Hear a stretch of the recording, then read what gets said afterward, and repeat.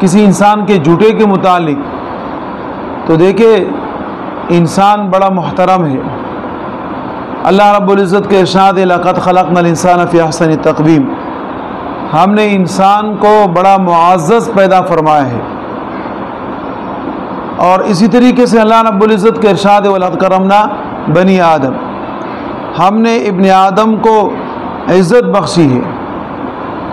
تو ابن آدم کا جو جھوٹا ہے، ابن آدم کا جو جھوٹا ہے وہ مکمل شفا ہے۔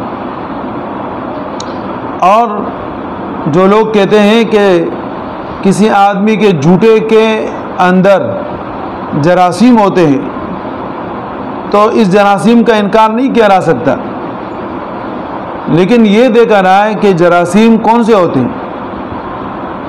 ایک وہ جراثیم ہوا کرتے ہیں جو کسی انسان کے لیے نقصان دہ ہوتے ہیں، اور ایک وہ جراثیم ہوتے ہیں جس سے کسی مریض کو اللہ رب العزت شفا عطا فرماتے ہیں۔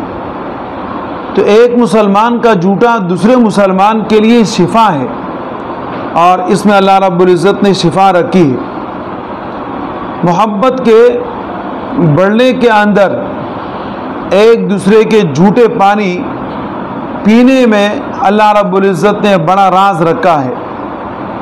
اسی کہا جاتا ہے کہ میاں اور بیوی اگر ایک دوسرے سے ناراض ہے تو جہاں سے شوہر نے منہ لگا کے جس برتن سے پانی پیا ہے اسی برتن کے اسی جگہ پر اس کی بیوی منہ لگا کر پانی پی لے، اللہ رب العزت ان کے درمیان محبت کو بڑھاتے ہیں۔